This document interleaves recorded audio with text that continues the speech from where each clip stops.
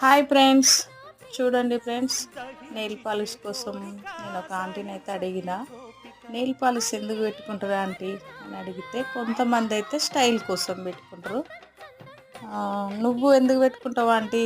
Nail polish పోయినప్పుడల్లా ఎప్పుడు పెట్టుకునే ఉంటావు అని నేను అడిగితే, నేనైతే బట్టలు పిండుతారా, బట్టలు పిండినప్పుడు నురుగు సబ్బు నురుగంతా గోర్ల సందులోకి వెళ్ళిపోయి నొప్పి లేస్తుంది.